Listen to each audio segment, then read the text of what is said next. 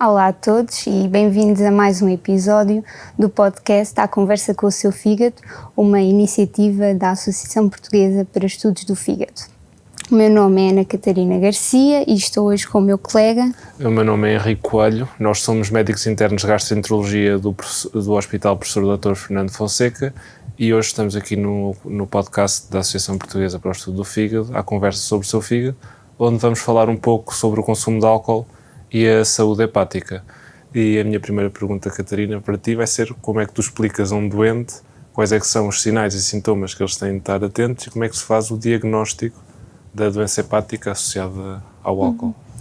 Antes de mais, nós temos de passar sempre a ideia de que a doença hepática alcoólica é uma doença silenciosa, ou seja, não apresenta sintomas até uma fase avançada da doença. O fígado pode ter danos ao longo do tempo, que isso, só numa fase avançada é que vai manifestar sintomas.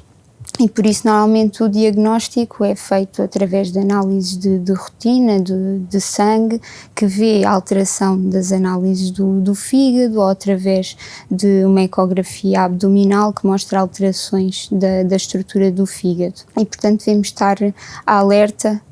e alertar os nossos doentes para essa situação. Normalmente o início da doença hepática alcoólica apresenta-se como uma esteatose hepática, que é conhecida como o fígado gordo e que consiste na acumulação de gordura dentro das células do fígado, e depois se essa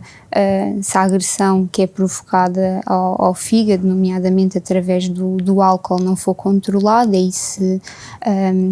continuar ao longo do tempo, pode progredir e agravar esta fase da doença e progredir até uma fase de cirrose hepática, que é já uma fase irreversível, mas que com o controlo do fator agressor pode ser retardada ou até evitada a sua progressão. Logo aí, pronto, pelo que estás a dizer, é o que normalmente nós temos na prática clínica, nós apanhamos os doentes que têm essa lesão hepática pelo álcool em dois ambientes distintos principalmente. Ou surgem-nos na consulta, são pessoas que já têm um consumo crónico, mas ainda não têm sintomas e são detectadas realizam uma ecografia, um ataque, fazem análise por outro motivo qualquer e que ainda são detectados numa fase precoce. E a cessação dos consumos de álcool tem um grande impacto na vida destes doentes e no seu prognóstico a longo prazo. Ao contrário, quando já estão no nosso internamento, o diagnóstico é feito porque os doentes têm uma grande extensão do abdômen, quando tem acumulação do líquido, o que nós denominamos de ascite, ou têm mesmo hemorragia, ou começam a ficar com a pele amarela, os olhos amarelos, a icterícia, e que já são casos muito mais avançados, com dano muito mais irreversível, e que já têm um prognóstico bastante mais reservado comparado com os doentes assintomáticos que nós apanhamos ainda numa fase muito inicial. Sim, e depois também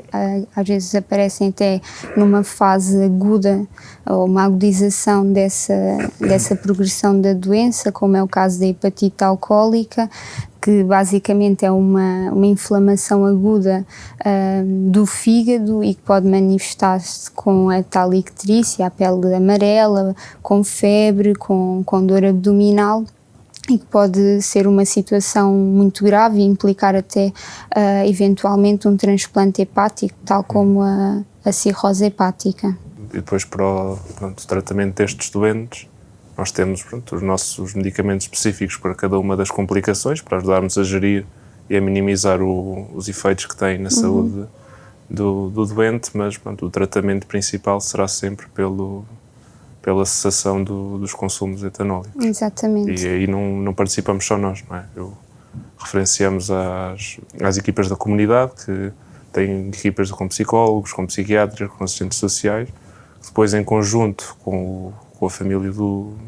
doente acabam por dar este suporte contínuo que ajuda ao doente neste processo de cessação dos consumos, que muitas vezes não é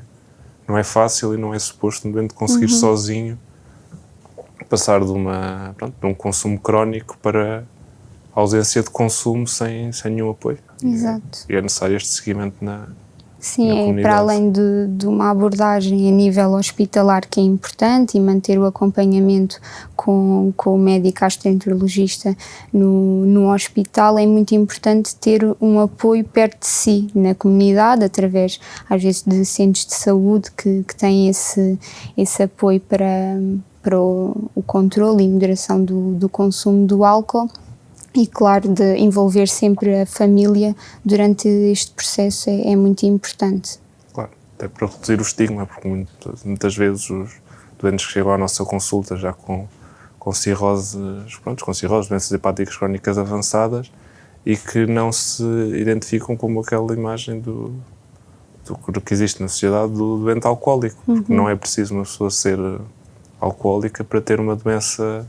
hepática crónica provocada pelo álcool. O consumo do álcool entre cada um de nós tem efeitos diferentes de pessoa para pessoa e não é necessário aquele consumo exagerado, diário, até à embriaguez, para uma pessoa ter realmente danos crónicos no fígado provocados pelo consumo. Muitas vezes nós associamos o grande consumidor de álcool, mas a verdade é que ao longo do tempo um consumo moderado de álcool, mas que é contínuo, acaba por também provocar danos no fígado e depois também vai depender da suscetibilidade de cada pessoa, que por fatores genéticos, pela presença de outras doenças, como é o caso do fígado gordo ou de hepatites, podemos falar da hepatite B, da hepatite C, vai aumentar o risco do álcool provocar danos no fígado. Pronto. E é realmente necessário essa abordagem e falar sobre o assunto, tanto para se perceber que existem outros fatores de risco que aumentam o dano no fígado e também para diminuir o estigma da população relativamente a esta doença. Então, Catarina, também te pergunto quais é que são os sintomas que, principalmente na consulta, vês que provocam maior diminuição da qualidade de vida no doente com doença hepática crónica? Normalmente aquilo que nós vemos é o aumento do volume abdominal, a acumulação do líquido, que nós chamamos de ascite, é o que causa mais desconforto ao doente, quer pela limitação dos movimentos, a acumulação do líquido acaba também por comprimir e causar desconforto a nível da respiração, o doente cansa-se muito mais. A nível do vestuário também acaba por ser mais complicado. Normalmente aquilo que nós promovemos, que nós sugerimos ao doente é depois o acompanhamento no nosso hospital de dia, em que realizamos paracenteses, que basicamente é a drenagem deste líquido de tempos a tempos, depois conforme a necessidade do doente, sendo que este é um das muitas alterações que podem